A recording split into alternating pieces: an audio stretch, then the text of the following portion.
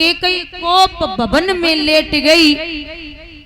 राजा आए, पूछा देवी क्या बात है, आप यहाँ क्यों लेटी हो?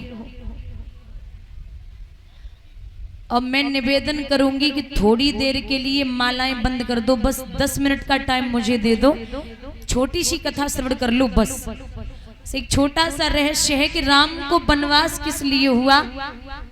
थोड़ा सा आपसे निवेदन है, बैठ जाइए, आप पूरे दिन मालाओं में लगे रहो, मुझे कोई दिक्कत नहीं, कथा कभी कभी सुन लिया करो। आपके चक्कर में सच में मेरा मन नहीं लगता बिल्कुल भी। थोड़ी देर विश्राम कर लो। अच्छा बैठ जाओ, आप थक जाओगे, बैठ जाओ। भैया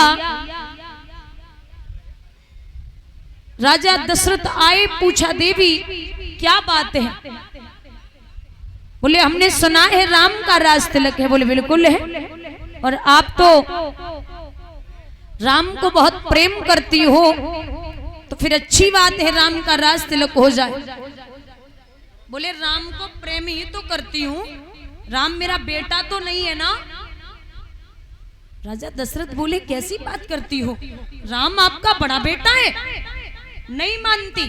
और एक बात और है महाराज, एक काम करिए, राम को राज तिलक देना है आप करवा दो, लेकिन हमारे जो 2 वरदान हैं वो आप मुझे दे दो। देवी 2 नहीं 4 मांग लो, 4 नहीं 6 मांग लो, जितने वरदान चाहिए हो मांग लो।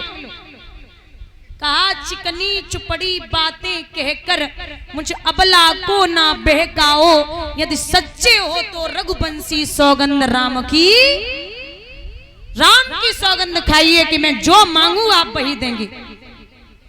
बोले हाँ देवी। अब एक तो पहले ही दिमाग लगाना था कि कोई छोटी सी बात पे अपने बच्चों की कसम नहीं देता, लेकिन राजा दशरथ ने कहा कि देवी मैं वरदान, मैं जो भी आप कहोगी मैं प्रण करता हूँ, तिरवाचा भरता हूँ, राम की सौगंध खाता हूँ, आप जो मांगो आपको वही मिलेगा, वही मिलेगा और वही मिलेगा। तो सुनिए महाराज, 2 वरदान जो आपने कहा था, युद्ध भूमि में मैंने आपकी सहायता की थी। तो पहला वरदान तो ये है कि आप मेरे भरत को ननिहाल से बुलाकर के उसका राज तिलक कर दो। और दूसरा वरदान, बोले दूसरा वरदान ये है, वो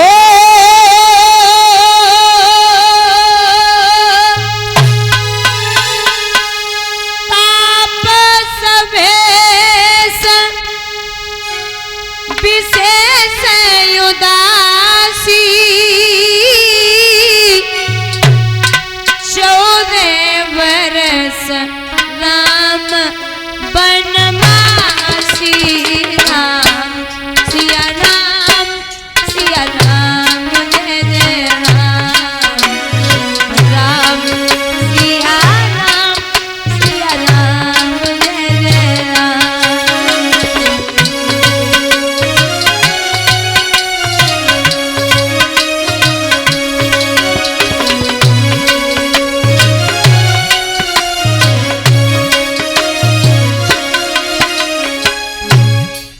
जवाब दिया तापस भेष, ध्यान देना बुजुर्गों, तापस भेष विशेष, तपसी के भेष में।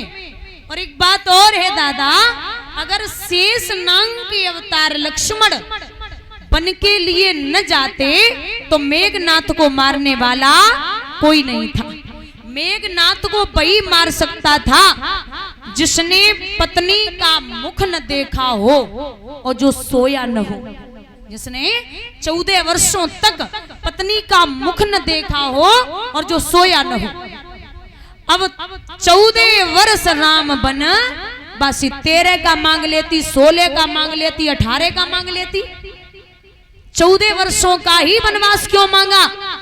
तो विद्वान कहते हैं कि रावण की मृत्यु के सिर्फ 14 वर्ष ही बाकी बचे थे।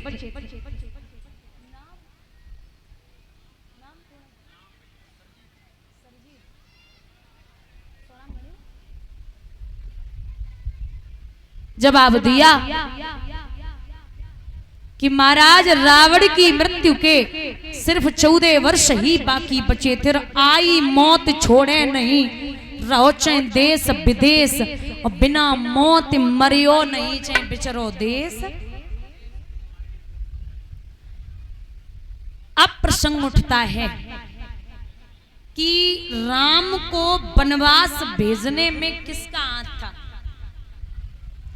मतलब राम को वनवास कैकेयी की वजह से हुआ था? नहीं महाराज, कैकेयी निंदनीय नहीं वंदनीय है। कैकेयी निंदनीय नहीं वंदनीय है। और कैकेयी जितना प्रेम राम को करती थी, शायद न तो कोई प्रेम करने वाला था, न है और ना कभी होगा। राम जब से पैदा हुए थे, अवतार लिया, तब से और शादी नहीं हो गई तब तक मैया कैकेयी के साथ ही सोते थे। इतना लगाव था मां से। राम रहे होंगे 2.5 वर्ष के, तो 2.5 वर्ष के राम को मैया कौशल्या 8 बजे लेवे को पहुंची।